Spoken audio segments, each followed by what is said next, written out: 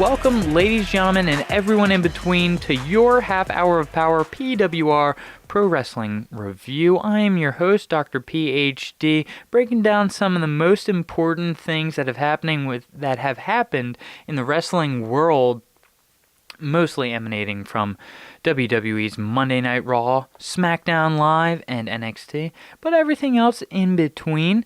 So all that being said, why don't we just start off with the top, and by top, I mean top of the card, considering the fact that this year at WrestleMania 35, we are going to have our first ever main event of only women. It's going to be I don't know, I said that all weird.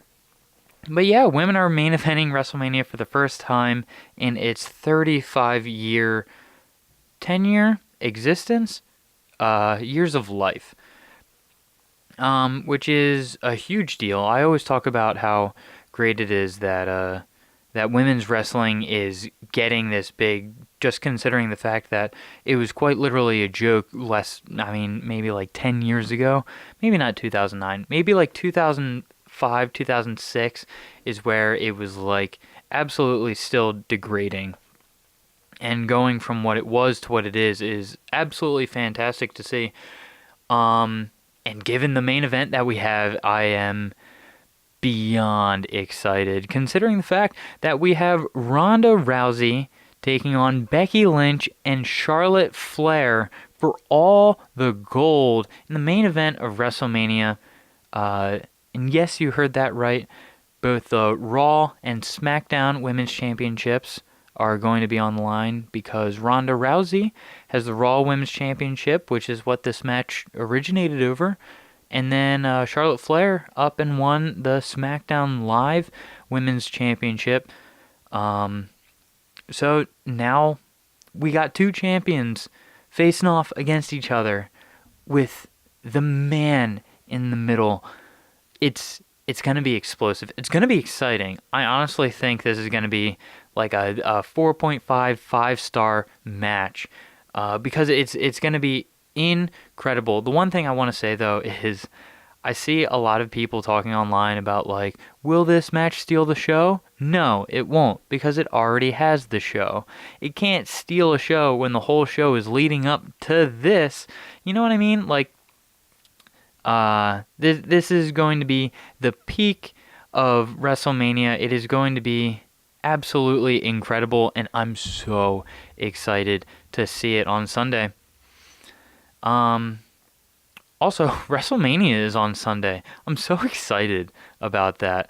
If you know me in person, then you'll know that I've been talking about this all week. I've been talking about it to anyone that would listen because, as my brother described it to someone, this is Pat's Christmas. This is my Christmas week, which maybe it's like my Hanukkah, I guess, if it's for a week. I don't know. I've been so excited for, Monday Night Raw and SmackDown Live on Monday and Tuesday, and since then it's just a week of just incredible wrestling, and not just from WWE, from like Ring of Honor and New Japan Pro and all these other promotions that are also going to be in New York at the time. It's going to be so much fun. And since today is Friday, that means that NXT TakeOver New York, or is it going to be NXT TakeOver WrestleMania? That would be really funny. But NXT TakeOver is happening tonight, which should be an absolute slobber knocker. With probably the most important thing going down being the NXT Championship. It is now up for grabs because probably the greatest sports entertainer alive is now injured and had to relinquish Goldie. Of course, I'm talking about Tommaso Ciampa. He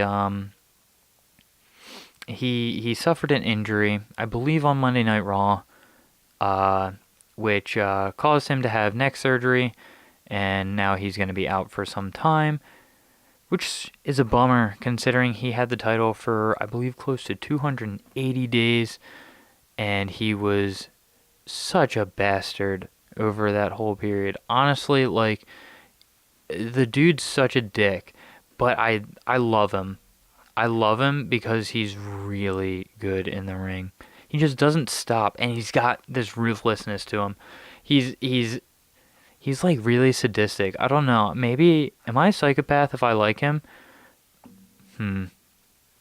Well, anyway, he's he's really really exciting, and especially with the roster that we have down in NXT and all the talent that's down there. It's going to be very interesting to see what happens when he comes back. But for right now, we have his old opponent for NXT Takeover, Johnny Gargano, facing off against Adam Cole, which that's going to be an incredible match. I mean, Johnny Gargano doesn't have bad matches, um, and Adam Cole is Adam Cole, baby. You know what I mean? Like it's going to be a clash of two huge wrestlers that are known for what they do within the ring, and they're known for, I mean, kicking ass and taking names. So it's, again, I think it could be probably match of the night for tonight. Definitely could be close to a 5-star match. I'm not sure. And at the end, I'll explain what I mean by 5-star match and 4-star match and things like that, because I play by a different set of rules. And yeah, it's not the same model that some people may be used to. But yeah, absolutely, be on the lookout for that match. And the whole card is stellar as usual. NXT is always an absolutely fantastic show. Because like there's matches on there like Matt Riddle versus the Velveteen Dream, and they're another group of people that just, like, they don't have bad matches. The Velveteen Dream, now that he is your North American champion, NXT North American champion, he is really got a reason to show off how good he is. Because lately it's just been, Dream over. He has held it down, and it's always so exciting how he comes out, what he's wearing when he comes out, what he's gonna do. Well, Matt Riddle's like a way cooler Brock Lesnar. I think that's the best way to sum it up. If you're not familiar with either of these people, I tell you, go out and search for them, because they're absolutely worth watching. I saw a GIF the other day of Matt Riddle getting ready to hit Keith Lee in the corner. I believe it was at Gorilla Pro. But he was about to hit him with something, I guess like a splash or something. And as he's running up to hit him in the corner, Keith Lee bursts out of the corner and pushes him out of the air. And the crowd lost their mind. And I did too. I was working, and in the middle of a grocery store, I was just like, oh my God, that was awesome. I love pro wrestling. And you should too. It's so much fun. And if you're listening to this, obviously you either like me or you do also enjoy professional wrestling. And I mean, it's great. I argue with people all the time about how it's so underrated. Whatever. We'll keep talking review-like. And something that does worth a lot of mentioning is Kofi Kingston, because he's been talked about a lot recently, about how he's been with the company for 11 years. He's worked so hard to, even get to the WWE and then continue on the path that he has, and now he's absolutely at the peak of his career. And well, it goes without saying that he is a man that has so much respect from everyone, just because of his work ethic and what he's actually done and been able to accomplish. And, well, the fact that he's deserving of recognition. And with, being deserving of recognition comes a level of respect that you would assume would get him to a WWE championship match. And it's such a shame because for a long time I would tell people about like how great and underrated Kofi Kingston is. I'm pretty much a wizard with incredible talent. But no, with Kofi Kingston, I've just really enjoyed him, and I would tell people that it's kind of really upsetting that he's never gotten a WWE Championship match, like a singles one, just because he's literally done things that are deserving of it. He's pinned Randy Orton twice as he was contending for a championship, I believe. So he's at least earned that. Like that's what a lot of things go off of. Like, oh my God, Samoa Joe got pinned by Rey Mysterio on SmackDown Live, so maybe he's in line for a title shot, and then he was. It's just how those things usually work, but it hasn't for Kofi, which is very upsetting. I always thought of him as like a Mr. Perfect in a way, like someone who has done so much in the WWE and really made a name for themselves and have all this respect, but just have never added that one last piece of the puzzle, that piece being a WWE championship reign. And so it was upsetting to see that it seemed like Kofi Kingston was on that path of probably going into the Hall of Fame and just never getting that championship reign. And that sucks because I think you put a championship on him and he's a first ballot Hall of Famer almost immediately when he retires. I believe he deserves to be put in the Hall of Fame. But at the same time, I think like without it, we might not see him in the Hall of Fame for years. He's absolutely going to be there, but it's going to be a while. And I really believe that Kofi deserves more respect than that. So, really, really interested in this match coming up on Sunday against Daniel Bryan. Because while I don't want to not believe in our planet's WWE champion, I just think that Kofi has it. Kofi has the momentum. He was already peaking at his career with New Day. He has been at incredible heights, and he's been able to piggyback off of something that's almost mere happenstance. So the fact that he is now able to catapult himself into a WWE championship match, that's at least proving to me that he has what it takes to beat our planet's champion. He has what it takes to beat the new Daniel Bryan. Which, by the way, like I get that he's like a new guy and he's not the same as he was before. We don't have to call him the new Daniel Bryan every time we talk about him. Just because, well, like he's still Daniel Bryan and everything else about his aesthetic hasn't changed. He's just like a dick now. I mean, he's like a dick with a point because I find myself sitting there going, I agree with everything that you're saying. But like you're saying it like I want to punch you in the face, and it makes me want to punch him in the face. So, he's not getting any love from me, but at the same time, I understand what he's doing. And with Rowan by his side, I absolutely think that he's a force to be reckoned with. Which brings up a point.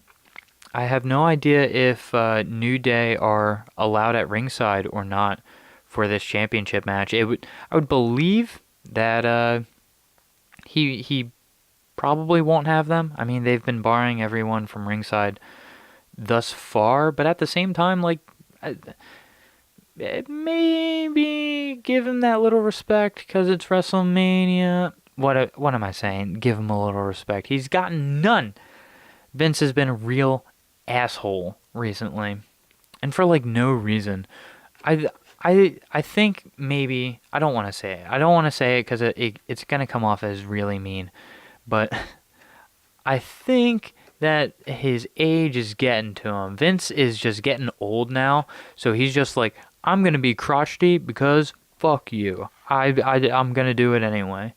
Like he's just gonna be a dick just because he knows he's a dick. He can be, and we're all gonna be like, lol, he's old. Guess we're gonna deal with it.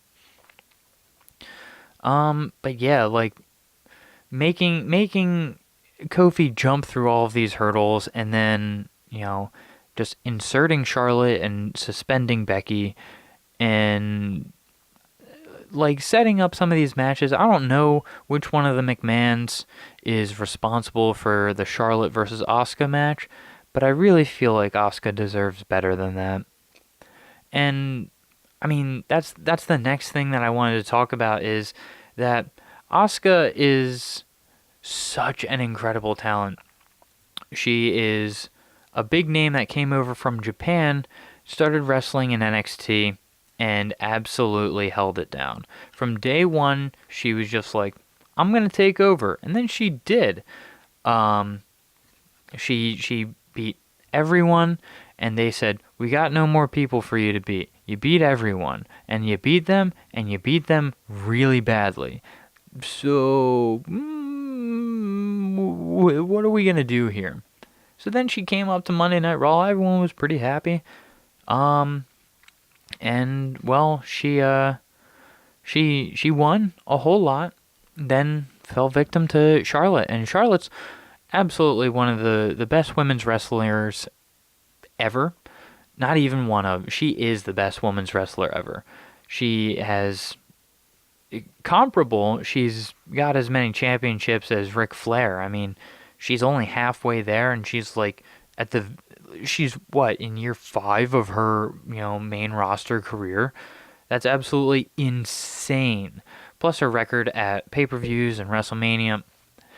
But that being said, like she ran into Charlotte, fell down a little bit, tripped on Carmella and James Ellsworth, and well, kind of faded to the background until she got the SmackDown Live Women's Championship at oh boy, what was it? Tables, Ladders, and Chairs, which is it's great, really. I was very happy about it. I mean, it sucked to see that Becky Lynch was not going to take that away from Charlotte, but at the same time, like it's great. Asuka's back. These two can keep fighting because they put on really good matches when they do that. But like that's awesome that Asuka now has, the most prestigious prize in women's wrestling. And well, she again kind of faded to the background. I mean, I know a lot of the eye was on Becky and Charlotte, so it's hard for her to stand out when something absolutely like mind-blowing is happening right next door. But at the same time, she's a talent that can and would beat anyone on the roster. There's a handful of people that have chances to beat Asuka, and those chances could be good for them and they could be bad for them, but they at least have a chance. But there's so many people on both rosters, all 3 rosters, any roster, that just would not beat Asuka. So it's upsetting to see that on the SmackDown 2 weeks before WrestleMania that she kind of gets her WrestleMania rug pulled from under her. I would be pissed, honestly, if I came into work one day and then my manager said, hey, so you and your coworker are both going to compete for your job, and whoever wins, they get it. And they get a big raise, and we're going to throw a big party for them. And the other person, fuck you. And well, now she's got the rug pulled from under her, and she's in the Women's Battle Royal, and I absolutely expect her to win. She's going to go on a tear. She's got to go off, because if she is like me, and I know she's not because she's way cooler than me, but if she is, then she's going to be pissed, and she's going to show her that she deserves way more respect than she's actually given. So, I think she's going to win that match. That's my prediction. As for other predictions for the this weekend and all other pay-per-views, feel free to follow me on Twitter at DocterPhD, DocterPhD. I do live tweets of all WWE wrestling events. At least that happened live, not NXT and NXT UK, because, well, sometimes I just watch them where I can. But that being said, for most big wrestling events that I'm watching, I will be live tweeting them. And that's also where I'm going to be giving my predictions and then ultimately my star ratings. And before I go into a bit more detail of how I'm going to be rating these matches, I do want to talk about one last group of individuals. Recently, there have been a string of call-ups onto the main roster, which ended up seeing Tommaso Ciampa hurt, which we already talked about. And it saw the debut of Johnny Gargano, who looks to gain a whole lot of steam tonight, again, which we already talked about.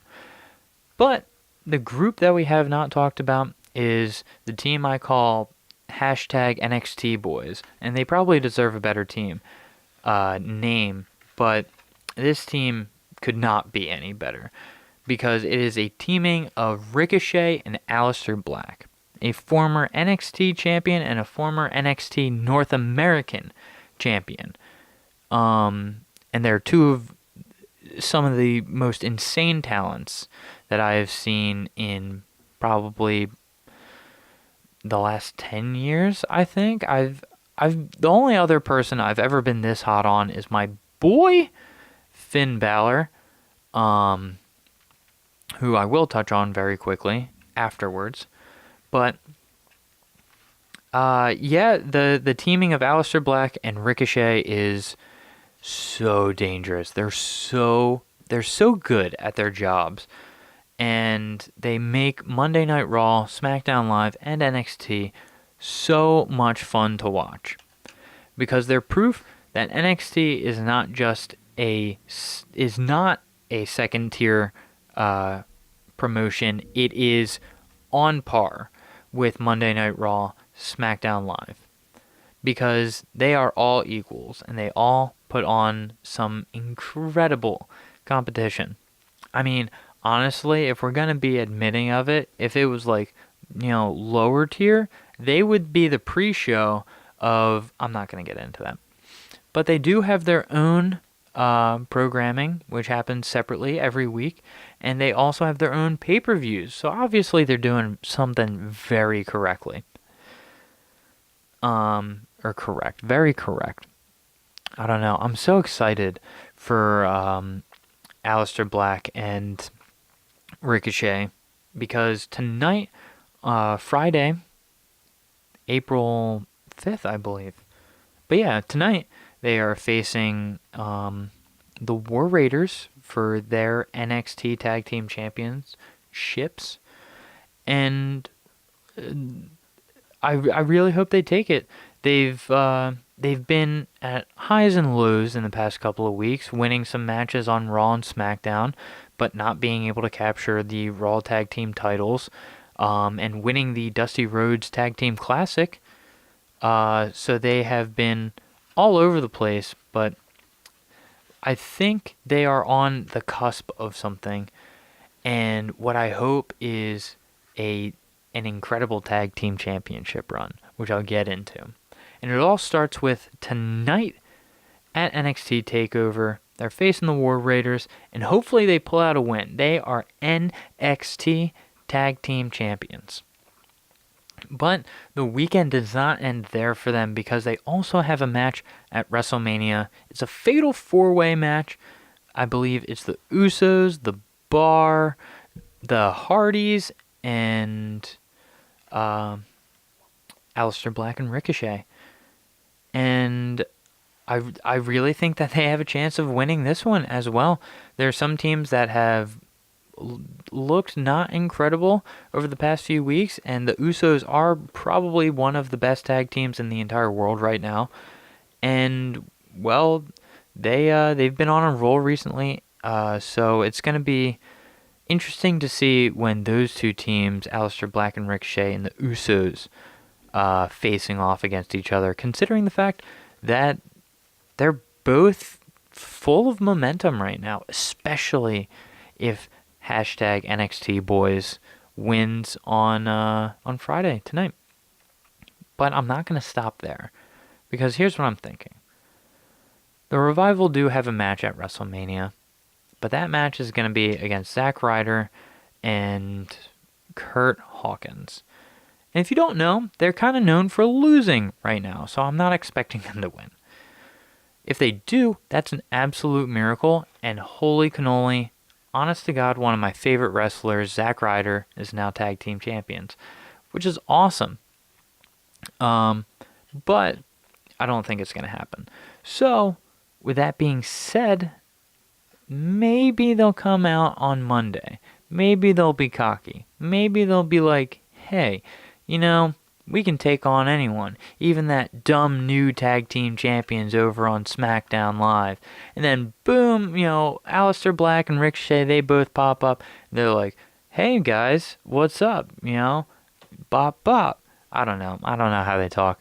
Aleister Black would say something menacing and dark, and Ricochet would be like, I'll flip all over the place, and then do that. But it eventually coerces the Revival to be like, we'll take you on tonight because we feel so good and you guys got beat up, blah, blah. And then Aleister Black and Ricochet win. They are 3 different tag team champions all across one banner. And honestly, it would make me go, can they find a way to beat Sasha and Bayley for their women's tag team championships? So, honestly, what I'm saying is I want hashtag NXT Boys to 100% be tag team champions across the entire world. I want them to be the only tag team champions. I want them to be like up to their nipples in gold. Okay, well, maybe that's like a weird thing to think about, but I really want them to just have every single belt. I want them decked out in belts. Like I told a coworker today, I loved when Kurt Angle was just carrying around like 6 different belts in TNA, and I want to see more people doing that. So let's go hashtag NXT Boys. But like I've already said, if you want to follow me on Twitter, where I will be live tweeting and I will be giving my predictions and what my, frickin' ratings for the matches are and things like that. So it'll be a fun time. I always love talking about wrestling anyway, so if you want to, talk to me. And the last thing I wanted to talk about is my match ratings. I've said that I do things a little differently with them, and by that I mean I am going to be rating the matches for, how good they are objectively. The idea is that if 2 people are really good at competing against each other, then the match should last for a very long time. And if it happens for a long time, a lot of cool stuff happens. A lot of not so cool stuff happens, and that's where a little bit of differences happens. But for the most part, it's going to be about 25 to 30 minutes is going to be a 4.5 star match. So that means anything over than 30 minutes is going to be a 5-star match, because those 2 are competing at an absolute peak. They are so good. But I know what you're thinking. Sometimes people can have an incredibly good match where they are just killing it and the other person isn't. So, with that being said, I also think that if you are able to win a match in under 30 seconds, yeah, that's kind of worthy of 5 stars. But, going from 25 down by about every 5, maybe, to get a 1-star match, it has to be, between 30 seconds and 5 minutes. I don't know. But what I'm saying is that that's how I'm basing it off of. Objectively, they're doing a good job, so that's going to be the determining of the match. If something really good happens, that could boost it up. If something really bad happens, it could boost it down.